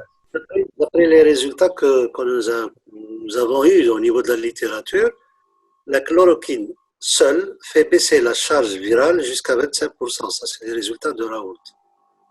Associé à l'azithromycine, ça évolue à 100%. Ça, c'est le premier essai qui a touché un nombre restreint de volontaires. Moi, je dirais que l'utilisation de l'azithromycine, oui, mais dans les limites de la surveillance et des effets secondaires et des contre-indications, tout simplement. Si on arrive à l'utiliser sans aucun risque, oui. Maintenant, le principe de base, c'est qu'elle est associée pour qu'elle soit active aussi sur les surinfections engendrées par l'infection virale. Et c'est vrai qu'il n'y a pas de protocole précis à ce niveau-là, mais ce qui est sûr, c'est que ce soit ce macrolide qui est l'azithromycine ou la chloroquine, les deux agissent sur l'intracellulaire et c'est prometteur quand même, prometteur d'avoir une indication, une association qui risque d'être potentiellement active et intéressante. Et en parallèle aussi, on le sait très bien, on peut aggraver les cas de cardiopathie et l'allongement de l'espace de l'intervalle Merci, professeur Mansouri. Alors, pour libérer professeur Dr Jordan aussi, donc une question sur la vaccination. Quels seraient les délais d'acquisition de ce vaccin et quel est donc l'avis de la FIP par rapport à ça? Alors malheureusement, je suis pas devin. Je peux pas vous dire. Les recherches en cours sont très actives. On a des contacts avec certains laboratoires qui nous disent un vaccin, c'est quand même une molécule, enfin c'est quand même un médicament qui est relativement sérieux dans le sens il serait nouveau, donc on ne connaîtrait pas les effets secondaires, on ne connaîtrait pas l'action sur le virus, donc il faut être très prudent. Et je pense que là, le premier vaccin qui sortira sera très prometteur, mais est-ce qu'il aura les critères de qualité et de sécurité requises pour être administré dans un mois ou dans 2 mois? J'en doute fort. C'est pour ça que je pense que les recherches vont encore durer quelques mois avant qu'on ait un vaccin qui soit disponible pour la population. On en discutait aussi, c'est surtout par rapport après le confinement, lorsqu'une fois la pandémie sera maîtrisée, est-ce qu'il y aura une deuxième vague qui va venir? Est-ce que tout le monde a des spéculations, mais personne ne sait. Et celui qui vous dit oui, il y aura une deuxième vague ou non, il n'y aura pas une deuxième vague, personne ne peut savoir ce qui va se passer dans le futur. Et c'est pour ça que je reviens avec mes mesures préventives qui sont, si elles sont appliquées, si tout le monde joue le jeu, ils sont très efficaces. On a un problème majeur partout dans le monde, c'est la saturation de nos hôpitaux, saturation des ressources médicales, des personnes qui travaillent, les infirmières, les médecins, les pharmaciens qui sont au front. Donc, c'est très important de prendre au sérieux ces mesures de prévention et de jouer le jeu. Nous, on a vécu en Suisse le week-end avant le confinement. On avait des fêtes partout avec des gens qui étaient agglomérés, qui se transmettaient le virus à qui mieux. Donc, c'est pas l'exemple à tenir et c'est vraiment cet éloignement social pour moi qui va avoir le plus grand effet sur la pandémie, en tout cas. Donc, on ne parle pas du traitement, on ne parle pas de la prophylaxie avec le vaccin, mais sur la pandémie en elle-même, si on veut la stopper, il y aura que ces mesures qui seront très efficaces ou qui seront efficaces, qui permettront d'incurver la courbe des nouveaux cas et nous permettre aussi de faire quelque chose de positif pour notre système de santé, parce que les hôpitaux sont vraiment j'allais utiliser un mot que je ne peux pas utiliser en conférence, mais ils sont vraiment dans la gouise. Moi, j'ai une question pour Smaïl. Voilà. Alors, Smaïl, aujourd'hui, l'Algérie, on est à on est à 584 pour être exact cas. Je dis bien cas dépistés, hein, d'après les. Et puis, on a le nombre de morts, de décès, malheureusement, hein, que vous connaissez. Maintenant, la question, quand est-ce qu'il faut aller vers le confinement général, total des populations? Quand est-ce que nous allons y aller vers le confinement? Est-ce que ce confinement est nécessaire et à quel moment il faut prendre cette décision? Question difficile, mais je crois que, comme ça a été dit, effectivement, par notamment, comme vient de rappeler Jordan, moi je pense que nous pensons que face à ce fléau, cette pandémie, ce n'est pas une mesure qui prend l'avantage, c'est l'ensemble des mesures et la combinaison des mesures que l'on doit prendre. Nous avons la prévention, et ça vient d'être rappelé, nous avons le confinement qui devient un impératif par les modalités en discutant, et nous avons le traitement et le dépistage des cas dont on a parlé. Donc, ce sont 3 stratégies qui sont complémentaires et qui doivent avancer en même temps et de façon anticipée sur les événements. Nous avons vu les expériences des autres pays, certains pays, par rapport au confinement. Je ne préjuge pas des résultats, mais le sentiment, c'est que on a attendu qu'il y ait une certaine situation pour prendre ces mesures. Et nous devons, nous, Algérie, prendre leçon de ces expériences de nature à faire que le confinement qui a été engagé, qui s'est voulu graduel, qui s'est voulu, d'une première partie, limité dans les zones où il y avait foyer actif, essentiellement la wilaya de Blida. La question qui se pose pour nous, c'est à quel moment passer à une autre étape. À mon avis, je pense que cet élément fondamental doit être mis en œuvre. Mais c'est vrai qu'il obéit quand même à un certain nombre de mesures sur différents plans, sur le plan sécuritaire, sur le plan de l'organisation, sur le plan de la sécurisation des approvisionnements, sur le plan de la compréhension des populations, sur le plan de l'organisation, qui peuvent effectivement, qui ne sont pas faciles à faire. Mais plus tôt il sera fait, et mieux ça vaudra. Et ça vaudra à condition également que les autres mesures soient accomplies. Et je dirais, il y a un terme que je voulais parler de distanciation sociale. C'est un terme qui m'a gêné un peu en Algérie, parce que ça renvoie à une distanciation sociale, alors qu'on a besoin de solidarité. Nous préférons le terme de distanciation physique, en laissant effectivement cette dimension sociale, parce que nous avons besoin de solidarité. Et c'est cette solidarité qui nous permettra, avec toutes les mesures qui ont été prises et les contraintes et les agréments que les uns et les autres connaissent, et qu'il faut savoir expliquer, arriver effectivement à faire face à ce qui nous réunit aujourd'hui et qui constitue pour nous un véritable défi. Merci professeur Mosbah. Alors, je vais essayer de prendre des questions, celle du docteur Abdelatif Kaddad, qui est un ancien de la FAP, qui pose la question de savoir quelle lecture faire du faible taux de pénétration du Covid en Afrique. Y a-t-il un lien entre cette faible pénétration et le fait que l'Afrique soit une zone endémique du paludisme et la lutte contre le paludisme et l'imprégnation importante de chloroquine des populations? Est-ce qu'il y a un lien? Est-ce que vous voyez potentiellement un lien? Intuitivement, c'est vrai qu'on peut y penser, mais de là à le dire à haute voix, je ne sais pas si on peut faire ce raccourci. La faible pénétration en Afrique, est-ce que vous avez une opinion sur ça?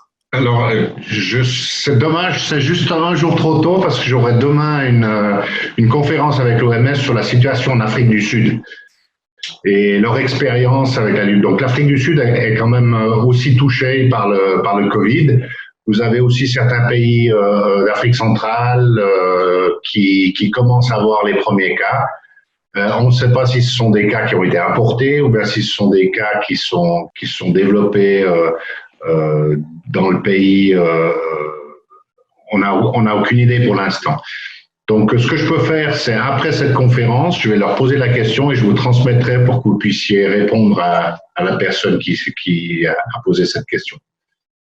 Merci. Ce sera vraiment utile parce que aérienne, sachant qu'on est probablement très concerné par rapport à ça. J'avais une question aussi sur les posologies pédiatriques. Docteur Bouhas, quelle est la situation de la population pédiatrique et quelles seraient les posologies à proposer en pédiatrie? C'est les enfants, donc j'imagine atteints de cancer, déjà immunodéficients, et qui feraient des chimios. Donc, quelles mesures et quelle posologie? Est-ce qu'il y a un suffisamment recul par rapport à ça? Je ne sais pas. Question peut-être pour Professeur Mansouri. Oui. Les posologies qui ont été prises pour le traitement du Covid ont été prises sur la base des RCP, des résumés des caractéristiques des produits qui existent déjà pour l'hydroxychloroquine. Et dans ce RCP, donc la posologie pour les enfants, ça existe.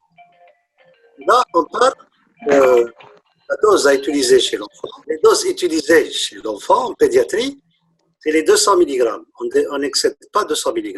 On a même une dose par kilo, je ne me rappelle pas exactement. Elle est bien définie. Et là, donc, on n'a qu'à respecter la posologie utilisée dans le cadre de la polyarthrite rhumatoïde. Et c'est comme ça qu'on arrive donc à les traiter en toute sécurité. Dominique, vous voulez dire quelque chose? Allez-y. Oui, j'aimerais juste encore toucher d'un, parce que je ne sais pas si on va en parler. On a une grande polémique sur le port des masques. Et j'ai été confronté à cette polémique dans ma pharmacie. Ouais, ça nous intéresse.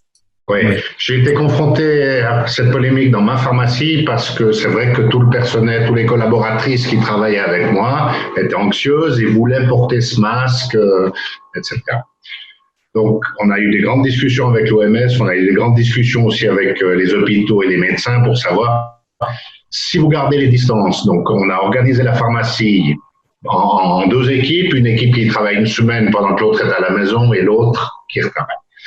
Le port des masques, si vous avez les distances de 2 mètres entre le patient et vous, et en général, les patients ne restent pas plus que 15 minutes dans la pharmacie par patient, le risque est très minimisé, même sans le port du masque. Le problème, la problématique du port du masque, c'est que souvent il est mal placé. Donc ça protège le patient, mais vous pouvez avoir des gouttelettes du patient qui vient sur le masque, et lorsque vous enlevez le masque, il y a une contamination, ça c'est l'expérience qu'on a en Suisse, une contamination au virus qui se fait parce que vous avez des traces sur le visage, parce que les gouttelettes sont passées du masque au visage. Donc pour l'instant, la problématique du masque, si vous ne touchez pas les patients, si vous ne vous approchez pas comme un médecin, comme une infirmière, vraiment très proche du patient, il n'est pas nécessaire, nous avons jugé qu'il n'était pas nécessaire de porter un masque en officine. Nous gardons toujours la sécurité, la distance. Donc, nous avons des lignes qui sont tracées au sol et chaque fois qu'une personne dépasse cette ligne, nous le rappelons à l'ordre et nous lui disons pour votre sécurité, pour notre sécurité, veuillez rester à distance. On a chacun un bac, on dépose les médicaments dans le bac et on va se laver les mains relativement fréquemment, on désinfecte les surfaces. Il faut savoir que, par exemple, certains préconisent aussi le plexiglas. Le virus reste jusqu'à 4 heures ou 6 heures dans des gouttelettes qui sont déposées sur des surfaces solides comme le plexiglas ou le métal. Donc, il faudrait désinfecter après chaque patient ces protections. Donc, ça donne des fausses sécurités et il est mieux d'avoir l'éloignement des personnes plutôt que des masques et être trop proche des personnes et avoir le sentiment qu'on est en sécurité.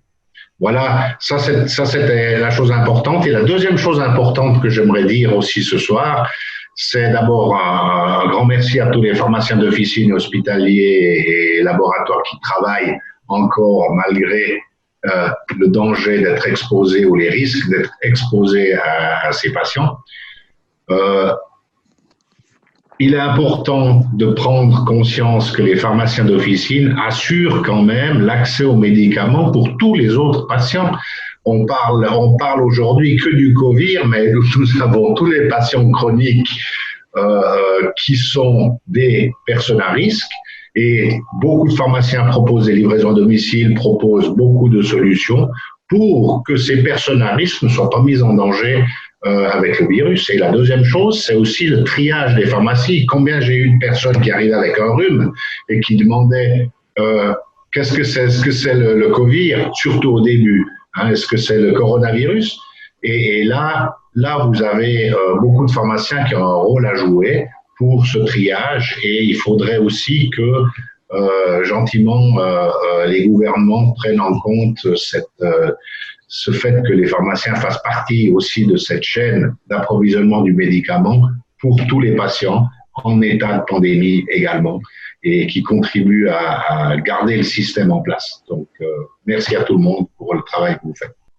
Merci beaucoup, Dr Jordan, pour votre avis. Justement, c'est l'occasion que vous me donnez pour poser la question à Dr Touaria, parce que moi-même, j'ai constaté qu'au niveau des officines, on avait des politiques différentes d'une officine sur l'autre.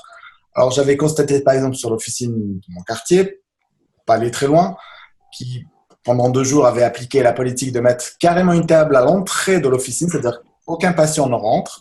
Et donc, si vous voulez, la file d'attente se fait à l'extérieur. Et donc, les patients sont servis un par un. Et là, en fin de journée, j'ai constaté qu'en fait, il y a une réouverture d'officine avec des chaises placées à des distances d'1 mètre, 2 mètres. Et donc là, c'était un peu plus fluide et je trouvais que c'était la meilleure réponse. Et là, effectivement, on constatait que les personnes qui travaillaient au niveau de l'officine portaient des masques. Ça aussi. Et les distances, quand on a si vous voulez, le comptoir au niveau de la porte, il n'y avait pas véritablement 1 mètre. Justement, c'était une table qui faisait à peine 80 cm. Donc, on n'avait pas la réelle distance recommandée.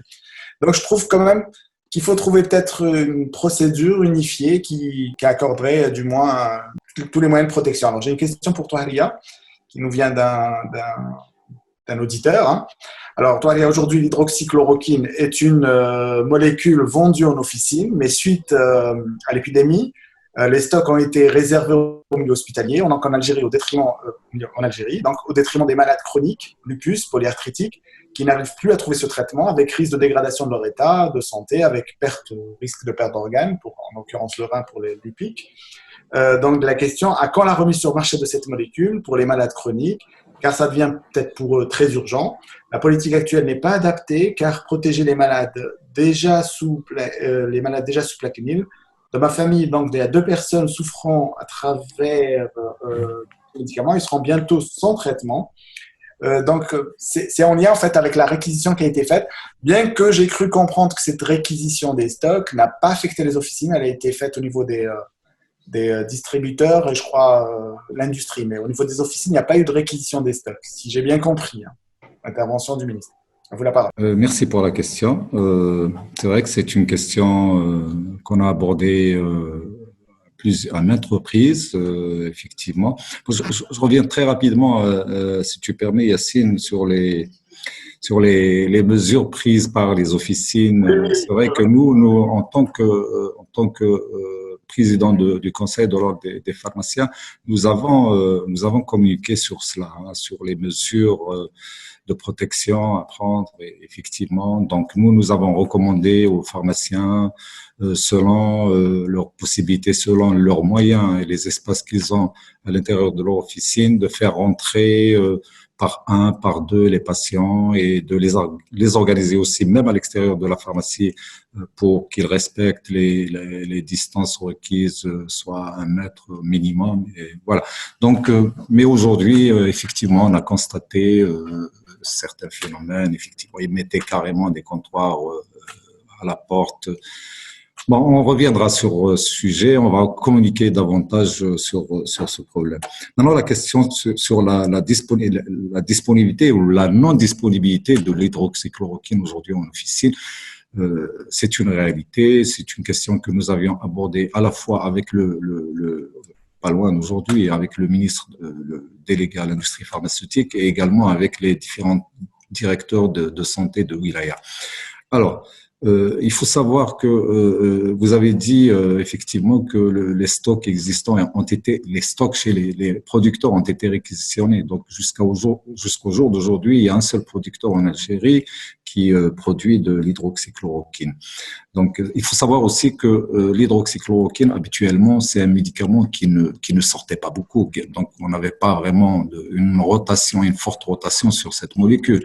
Donc, les stocks disponibles chez les distributeurs, répartiteurs et dans les officines, c'est des stocks, c'est de petits stocks, on va dire. Donc,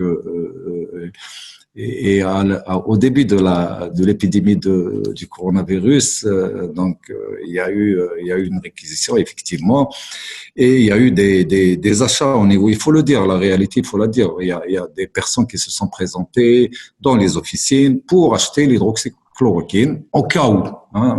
Moi, je suis aussi pharmacien d'officine comme vous, Jordan. Donc, tous les jours, je reçois jusqu'à maintenant des personnes qui viennent chercher de l'hydroxychloroquine pour la mettre de côté, on ne sait jamais. Mais le problème qui se pose aujourd'hui, c'est les malades, effectivement, qui présentent des polyarthrites rhumatoïdes, de lupus, etc. Donc, effectivement, le problème se pose aujourd'hui. Donc, il y a 2 cas de figure. Il y a 2 cas de figure. Soit remettre l'hydroxychloroquine dans l'officine, donc donner des quotas aux officines mais à condition que les officinaux expriment leurs besoins destinés pour cette catégorie de malades en hydroxychloroquine. Donc, il faut tenir une gestion rigoureuse et stricte sur ce plan-là. Il y a un 2e cas de figure. Donc, demain, on va valider forcément l'une ou l'autre des 2 procédures. Donc, le 2e cas de figure, c'est de donner les quotas destinés à cette catégorie de malades carrément à la pharmacie des établissements, aux pharmacies des établissements de santé publics, donc aux hôpitaux, puisque on a problème au niveau des officiers, c'est que nous, on peut pas savoir exactement le nombre de malades, puisque les malades changent tous les jours. Il y a un nomadisme aussi des malades pour acheter des médicaments. On n'a pas de malades, de clients fidèles, on va dire. Donc, on peut pas. Hier, on a reçu un communiqué de la direction de la santé qui nous demande d'exprimer les besoins et de dire exactement le nombre de malades que vous avez. Sachant que les malades changent de pharmacie tous les jours, donc on peut pas savoir, on n'a pas une fidélisation des malades. Donc on a pensé aussi c'est pour cela que nous avions pensé à ce deuxième cas de figure, c'est de réserver une quantité d'hydroxychloroquine au niveau des pharmacies hospitalières. Donc ces malades vont être orientés et dispensés au niveau des pharmacies hospitalières. Voilà. Mais je vous rassure que demain, cette question sera tranchée. Merci. Merci, Dr Touahria. Alors, faut conclure parce que quand même, il est assez tard, il est 9h, hein, 10h pour certains. Alors, une petite question quand même pour professeur Msbah. Une question sur le diagnostic. Alors, je vous la lis. Hein. Le diagnostic se fait au niveau de l'Institut Pasteur uniquement, alors que sur tout le pays, on a des besoins qui sont ce qu'ils sont. Donc, c'est l'un des axes stratégiques qui était donc le diagnostic. Et au fait, c'est le diagnostic, c'est ce qui peut conduire au confinement général ou partiel, etc. Donc, si le sous-diagnostic est constaté, donc avéré, est-ce qu'il n'y a pas un risque qu'on passe à côté, donc qu'on ne donne pas tous les outils décisionnels aux politiques pour justement décider le confinement général et tout ce qui sont. Donc, ce faible taux de diagnostic, j'allais dire, est-il quelque part moteur de faiblesse de décision politique? Et donc, est-ce que vous ne voyez pas un lien entre ces deux paramètres, diagnostic et décision de confinement général? Alors, je veux dire que, à mon avis, je ne pense pas, ce n'est pas le chiffre du nombre de cas qui a déterminé en tous les cas ce qui nous concerne la décision par rapport à ce que je veux dire du confinement. C'est beaucoup plus un peu les expériences qui ont été menées ici et là et qui conduisent à ce type de décision et surtout l'anticipation sur les projections que va avoir l'épidémie que nous avons en Algérie. Je peux vous dire tout simplement que la décision du confinement en Algérie par rapport à la région au foyer actif de Blida et à celle et à partielle à celle d'Alger a été prise alors que nous étions à 203 cas. Donc, pour vous dire que ce n'est pas tant le chiffre. Nous savons que ce chiffre est largement sous-estimé pour les raisons qu'on a débattues et que, par conséquent, même la tendance que nous voyons ces 10 derniers jours révèle le bien fondé de pareilles décisions. Et c'est pour ça, je reviens à ce que j'ai dit tout à l'heure, les chiffres ne vont pas déterminer l'analyse de la situation, les capacités que nous avons, les expériences qui ont été menées ici et là, qui nous ont amenés et qui doivent nous amener à prendre effectivement des décisions difficiles. Et nous sommes particulièrement attentifs à une prise de décision dès que pour ce plan-là, sachant, et il faut le reconnaître, que sur leur mise en œuvre, et comme nous avons déjà l'occasion de le dire, il ne suffit pas de les annoncer, peut-être encore avoir la capacité de les mettre en œuvre, avoir la capacité de les expliquer et avoir la capacité de les respecter. Merci, professeur Msbah, pour votre réponse. Effectivement, on peut dire qu'effectivement, les décisions de confinement étaient prises en connaissance justement du faible taux de diagnostic en Algérie. Alors, juste un dernier tour de table, je ne sais pas. Donc, hélas, nous n'avons pas pu répondre à toutes les questions qui nous ont été posées, elles sont pertinentes. Alors, un dernier tour de table avec, commencer par Dr Jordan. Donc, vous avez donc, pour conclure, votre opinion sur la situation et sur notre sortie de crise. Alors, la situation, il faut la prendre au sérieux. C'est une maladie c'est une pandémie qui touche tous les pays du monde. Il y a des solutions avec la prévention, le traitement et le diagnostic. J'espère qu'on aura bientôt un vaccin. Personne ne peut prédire quand il viendra. Personne ne peut prédire combien de temps va durer cette pandémie. Je suis persuadé que la solution passe par une responsabilisation de tout le monde pour tout mettre en œuvre afin de stopper la propagation du virus. Sans cette... il y a des schémas qui circulent sur LinkedIn ou sur Internet qui sont assez impressionnants pour expliquer à quel point ça peut être exponentiel, cette contamination. Et quand on a compris ça, je pense que des mesures d'hygiène, enfin je suis persuadé, les mesures d'hygiène, cet éloignement des personnes physiques, cet éloignement physique des personnes, on dira, puisque c'est le terme qui a été utilisé, est très important. Et je tiens à souligner ici le travail magnifique que font tous les soignants, mais y compris, je mets les pharmaciens dans l'équipe des soignants, parce que j'aimerais que le plus rapidement possible, on s'éloigne du mot commerçant pour le pharmacien, puisqu'il démontre dans des cas de pandémie ou dans des cas autres qu'il est la liaison, une des portes d'entrée dans notre système de santé et qu'il a un rôle important à jouer. Pour autant qu'il ait l'âme d'une profession médicale et qu'il ne s'intéresse pas uniquement au business, il sera très important par rapport à la chloroquine, par rapport à tous ces nouveaux traitements qui vont sortir, respecter les prescriptions médicales. On doit réserver ces traitements à des patients qui en ont besoin et c'est pas sur un médicament qu'on a le droit de s'enrichir. Nous avons eu en Suisse, par exemple, des cas où des pharmaciens vendaient jusqu'à 50 ou 60 francs le masque ou des solutions désinfectantes pour les mains à des prix exorbitants parce qu'il y avait pénurie, nous n'avions plus. Pour une profession médicale, c'est un scandale de faire ça et moi je serais pour les rayer simplement de l'ordre des pharmaciens parce que c'est pas un comportement d'utiliser une pandémie pour essayer de s'enrichir sur le dos de ce genre de personnes. Donc encore une fois, merci pour le travail que vous faites, merci pour prendre en charge la population et pour continuer ce travail qui pourrait être assez long si on en juge ce qui a eu lieu en Chine. Donc, merci. Merci à vous d'avoir organisé ce webinaire parce que je pense qu'il est important qu'on puisse communiquer. Et puis, pour moi, c'est toujours un plaisir de vous revoir parce que c'est un pays que j'aime beaucoup. Merci beaucoup. Alors, juste pour rebondir sur ce que vous disiez sur le gel hydroalcoolique, donc on a un auditeur qui voulait savoir s'il y avait une autorisation spéciale pour les pharmacies d'officine pour le préparer au niveau de l'officine préparatoire. Alors, je peux parler pour la Suisse. On a quand même eu dans nos formations et nos universités, nous avons quand même appris quelque chose au niveau du laboratoire. Donc, le pharmacien a la possibilité de se trouver une formule pour faire un gel. Alors, vous avez soit la possibilité de répliquer ce que l'OMS vous donne à faire, ou bien vous êtes un peu plus inventif et puis vous faites un gel qui est plus agréable pour les patients. Donc, à vous de choisir. Mais en tout cas, je ne vois pas pourquoi le pharmacien ne pourrait pas être autorisé à fabriquer un gel pour ses patients.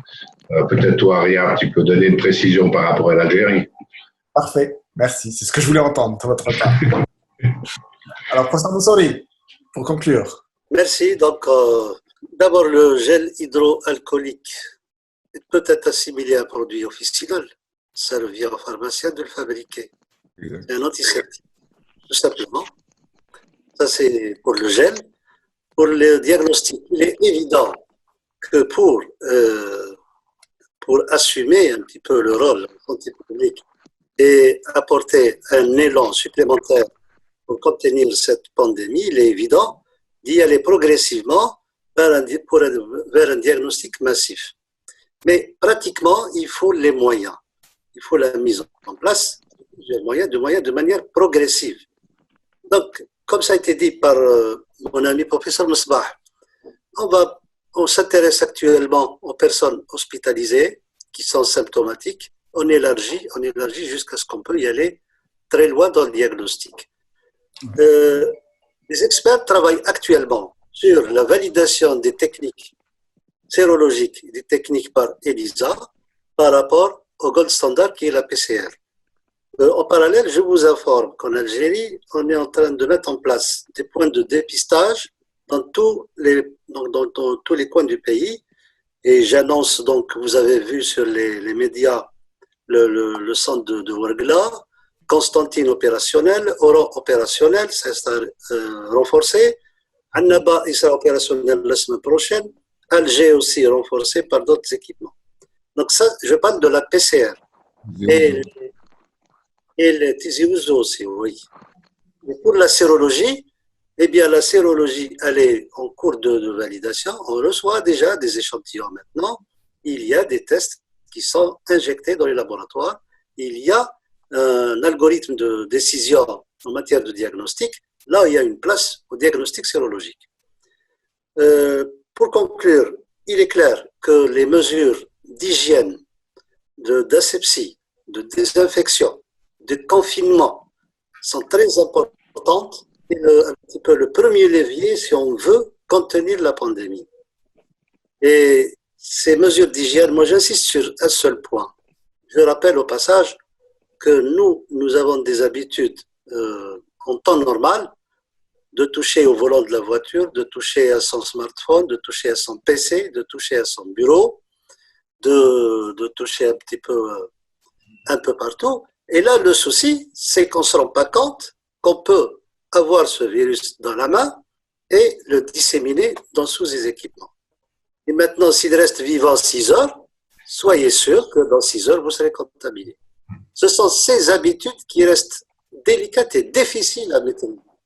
Il faut sensibiliser beaucoup plus sur ces habitudes pour essayer d'y aller vers une prévention de plus en plus efficace. Et pour terminer, je voudrais rendre hommage à le personnel technique et remercier surtout tous nos invités, nos amis Dr Touharia, professeur Besbah, Dominique, Jean-Luc qui est parti et tout le monde qui aurait participé à ce webinaire. Et merci. Merci, professeur Mansouri. Donc, un peu pour conclure, et je rejoins un peu ce qu'a dit Jordan et Mansouri, avec beaucoup de clarté et beaucoup de précision. C'est vrai, plus que jamais, la situation nous impose. Et je ne reviendrai pas, mais c'est quand même important, que la prévention reste le socle de lutte contre cette pandémie et une prévention de façon appliquée de façon rigoureuse, voire draconienne, parce que l'enjeu est tel qu'on ne peut pas se permettre un relâchement là-dessus. La deuxième, ce qui concerne l'Algérie, c'est effectivement ce défi du dépistage. Le défi du dépistage qui doit être élargi de façon la plus large possible en utilisant, comme a dit, toutes les techniques que nous avons, dès lors qu'elles sont validées, bien entendu, nous sommes d'accord, et s'inscrivent dans une main qui permettra effectivement de toucher le plus rapidement possible, le plus grand nombre possible. La troisième, et nous l'avons dit, et nous devons nous interdire aucune opportunité, c'est celle qui concerne à offrir de façon la plus précoce les traitements appropriés de nature à éviter, comme ça a été dit, je ne sais pas, l'évolution cardiaque démographe pour lesquelles, effectivement, vous le verrez très bien, nous le savons, nos capacités seront rapidement dépassées. La cinquième serait effectivement de faire que ce confinement, qui est une mesure qui a été engagée, soit de plus en plus étendue, de nature à faire que cet élément soit un outil, certes, nous savons très bien, un élément nouveau, et soit appliqué également parce que cinquième point, beaucoup ont discuté effectivement ce qu'est le pic et qu'est-ce que est, et on présume du pic qui serait dans un mois de mars. Je pense que pour l'Algérie, la question n'est pas quand aura lieu le pic. Le pic aura lieu.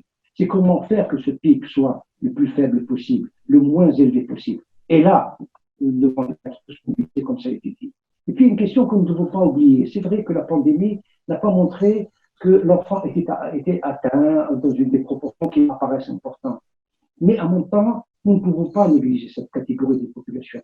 Et je pense que, avec le collègue pédiatre, effectivement, nous rapprocher pour voir effectivement qu'est-ce qu'on peut prévoir. Parce que tout système de santé ne doit plus être dans la réaction, mais être dans l'anticipation. Nous ne savons pas comment va se comporter ce virus.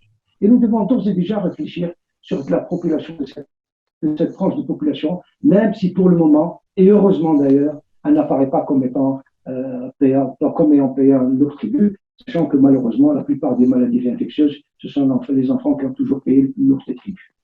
Et enfin, bien sûr, je peux vraiment, et je le dis très sincèrement, à vous tous, organisateurs, intervenants, modérateurs et participants, ce fut, je le dirais effectivement, un moment particulier parce que nous avons bien partagé, nous avons abordé beaucoup de questions et sur des questions sans réponse. Mais pour moi, ça a été un véritable partage et je ressors riche aujourd'hui de ce que nous avons eu.